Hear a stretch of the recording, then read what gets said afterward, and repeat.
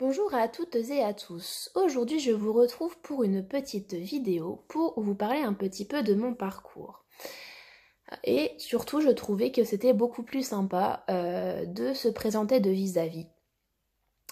Alors moi, c'est Laura Deloffre, j'ai 28 ans, donc quel est mon parcours? Donc tout a commencé un peu comme tout le monde. En troisième, on nous demande de choisir notre voie. Donc moi, la voie que j'ai choisie, c'est la voie paramédicale. Pourquoi? Parce que d'un côté, j'ai toujours baigné dans ce milieu paramédical, ma mère étant aide-soignante, ma sœur étant orthophoniste, et aussi parce que voilà, pour moi c'était important d'avoir cette ligne directive de vie, d'accompagner la personne dans son quotidien, dans un bien-être au quotidien, et surtout d'avoir cet aspect relationnel. Et donc du coup, je me suis dirigée vers des études de psychomotricité. Alors la psychomotricité, psycho, l'esprit, la pensée, motricité, le corps. Et donc du coup, pour moi, c'était aussi important d'accompagner la personne dans sa globalité. Le corps, l'esprit, les valeurs, les capacités, etc. Et donc du coup, la psychomotricité, comment je l'ai découverte? Je l'ai découverte lorsque j'étais à un salon de Lille et dans lequel j'ai pu faire une activité de psychomotricité.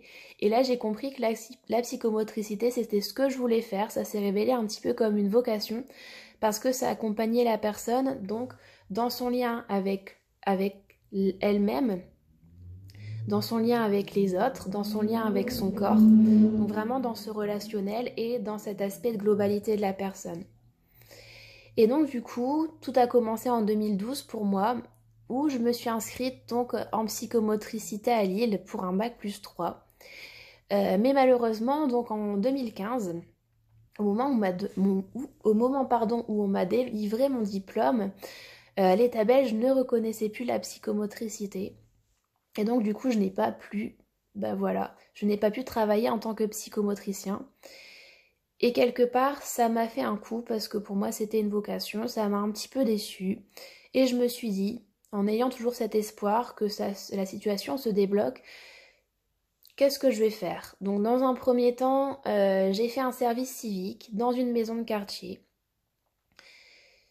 J'ai ensuite, dans un deuxième temps, donc enchaîné avec un travail en intérim en tant que remplaçante, donc aide médico-psychologique AMP, dans un foyer de vie donc pour personnes handicapées.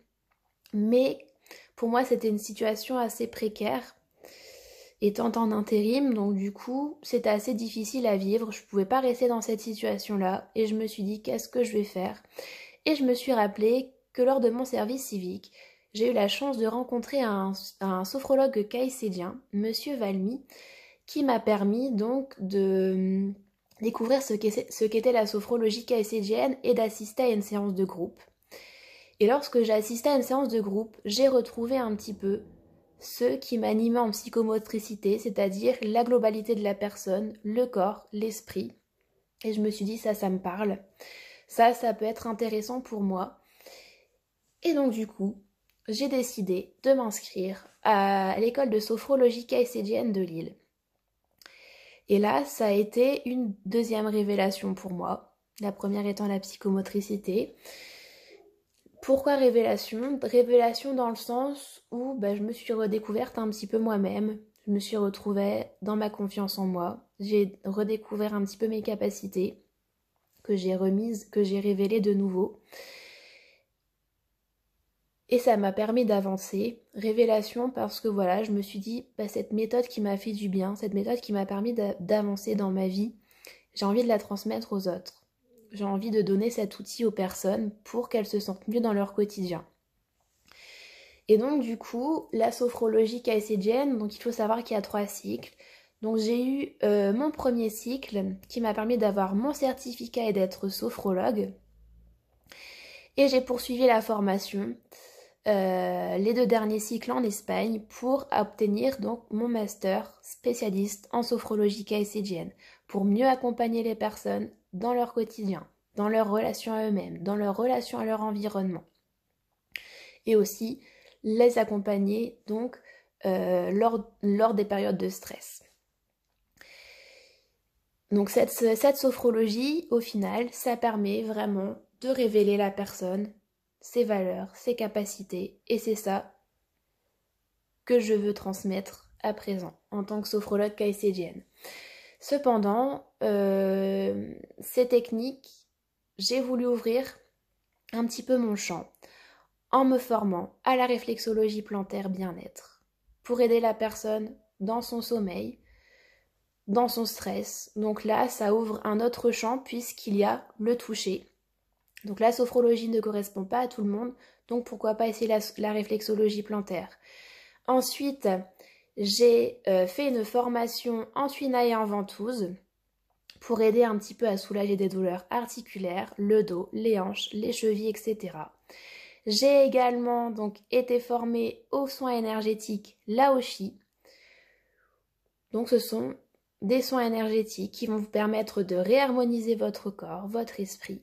Et enfin, je me suis également formée à une spécialisation cancer pour accompagner les personnes en sophrologie, puisque c'est un suivi qui est particulièrement spécifique. Et c'est une pathologie qui nécessite un suivi particulier. Donc voilà un petit peu mon parcours. Si vous avez des questions, n'hésitez pas. J'y répondrai avec grand plaisir. J'espère que ma présentation aura été claire. Et peut-être à bientôt pour un suivi. Bye bye!